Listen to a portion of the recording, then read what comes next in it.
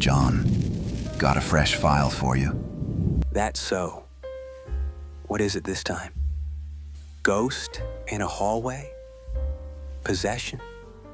Woman staring at drywall for 6 hours while the internet calls it demonic? Or let me guess, another mystery that's already been solved 12 different ways by people with too much time and a Reddit account. You always this pleasant after midnight? Case got popular. Real popular. People still argue about it. People argue about weather. Doesn't make it supernatural. Cecil Hotel. Girl named Elisa Lam. Ring any bells?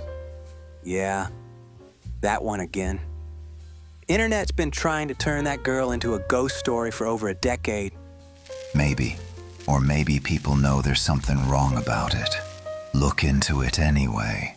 And John, try not to start a fight with the paranormal crowd this time. No promises.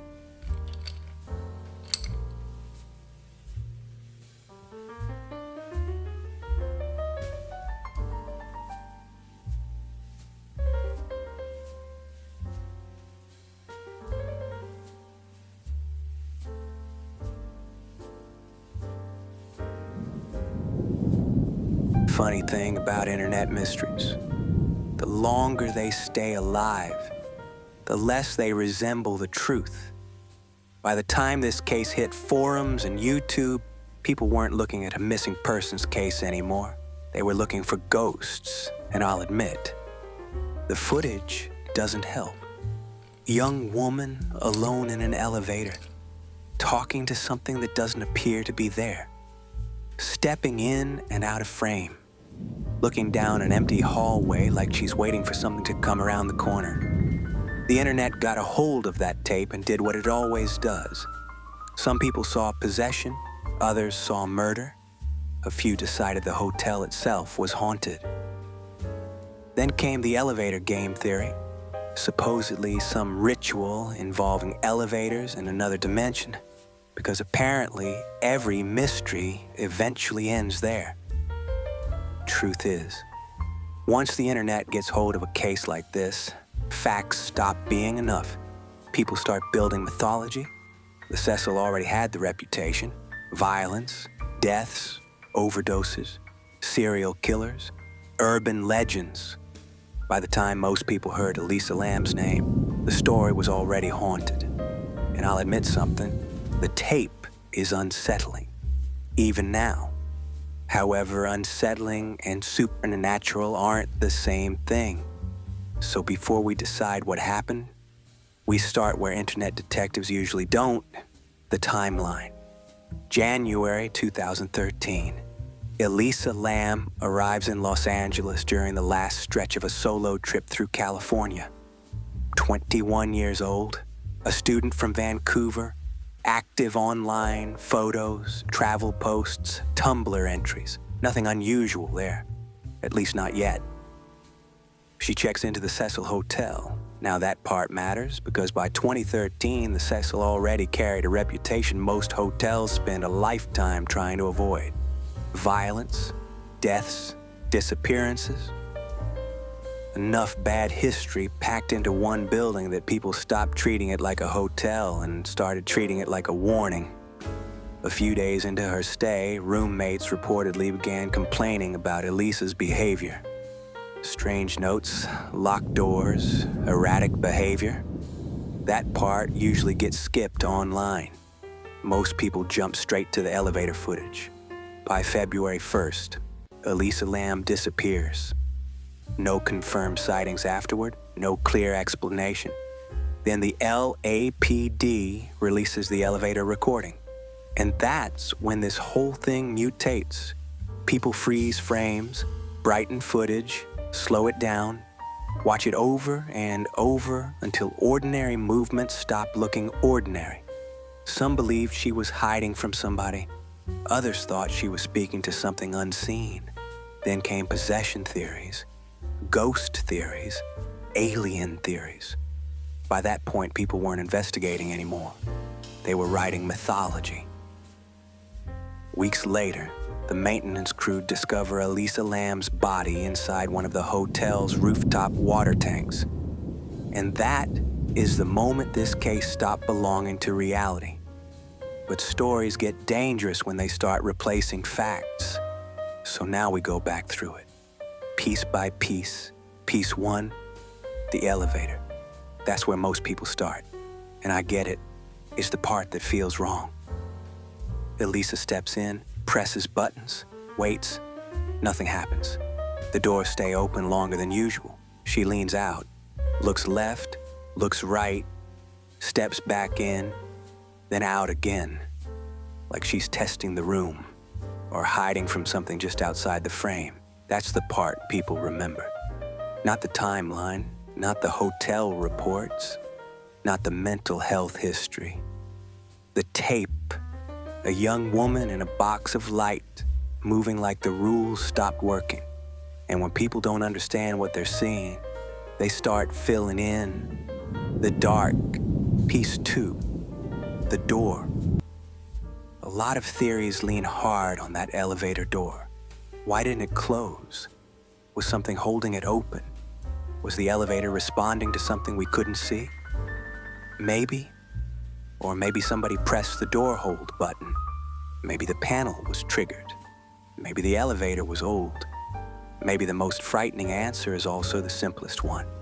A machine didn't behave the way people expected, so they gave it a ghost. Piece 3, the movements. People call them unnatural, even possessed, like she wasn't in control of herself. But strange movement is not proof of the supernatural. Fear can do that naturally. Confusion can do that just as easily. A mental health crisis is capable of that. Medication issues have done that. A person alone, distressed and not thinking clearly, can look terrifying on camera, especially when the camera has no sound. That's important. There's no audio, no context, no voice, no explanation, just a silent picture. And silence is where imagination does its best work. Piece 4, the Cecil Hotel. Now this is where the case gets infected because the Cecil wasn't just a hotel anymore. Not in the public mind. It had become a character, all on its own. A bad place. A place with an unsavory history. And when a place already has a dark reputation, every new tragedy gets added to the legend. People stop asking what happened. They start asking, what did the building do? That's how folklore works. Not all at once, but by one story at a time. Piece 5, the roof. That's where the questions get harder. How did she get up there? Were the doors locked? Were alarms working? Could a guest reach the tanks? Could someone else have taken her there? Those are fair questions. Real questions. The kind worth asking. But these questions don't automatically create paranormal answers. They create gaps. And gaps are not evidence of the paranormal. They're just simple, human-created gaps. Nothing is perfect. Piece 6, the water tank. This is where the case stops feeling like a mystery and starts feeling like a nightmare. Because by the time she was found, the story had already escaped the limits of facts. Guests had complained about the smell of the water. The hotel searched. Police searched. Dogs were brought in. And she was found above them, hidden in plain sight. That's a detail people can't leave alone. Not because it proves ghosts, because it feels impossible. But impossible is a very dangerous word. Most of the time, it just means we don't know enough yet. Piece 7, the internet. The internet didn't create Elisa Lam's death, but it did create the version most people remember. The haunted version, the ritual version, the possession version, the alien version, the version where every shadow means something. Every delay is suspicious. Every movement is coded. Every unanswered question becomes a doorway. And once that happens, the person at the center of the case starts disappearing all over again. Only this time, beneath theories. Piece 8, Elisa herself. That's the part that matters most. She wasn't a character, she wasn't a clue, she wasn't a ghost story waiting to be solved. She was a young woman traveling alone, dealing with struggles most strangers online had no business turning into entertainment. That doesn't mean we ignore the strange parts. It means we handle them carefully. Because there is a difference between investigation and feeding a legend. And this case has been fed for a long time. So where does that leave us? The elevator footage is unsettling. The hotel history is real. The roof access raises valid questions. The timeline feels uncomfortable. But none of that by itself proves the paranormal. What it proves is something quieter and worse. A vulnerable person entered a place already wrapped in myth. And when tragedy followed, the myth swallowed her whole. That is the case. Not a ghost in an elevator. Not a demon in a hallway, not a doorway to another world. A simple tragedy, misread, repeated, repackaged, and remembered for all the wrong reasons.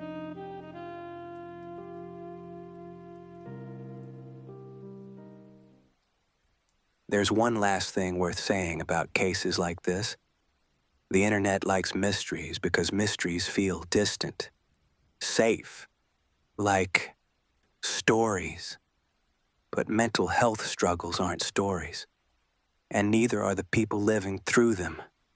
If you're dealing with depression, confusion, fear, or thoughts that are getting heavier than they should be, there is help out there, even if it doesn't feel like it right now. In the United States and Canada, you can call or text 988, the Suicide and Crisis Lifeline. Free, confidential, available 24 hours a day. For international support, resources can also be found through findahelpline.com. Take care of yourselves.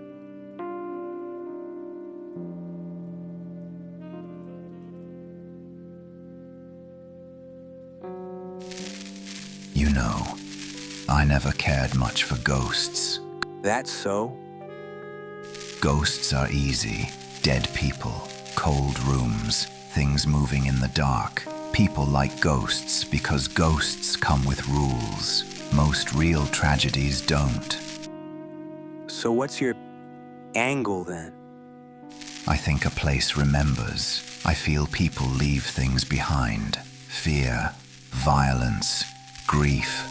Enough of it collects somewhere, and people start feeling it. That's not exactly scientific. Well, neither is staring at elevator footage for 10 years looking for demons. It doesn't mean people stop doing it. You saying you believe the Cecil Hotel's haunted? I think people walk into places carrying stories, and sometimes the stories walk out with them. That doesn't answer the question. I wasn't trying to.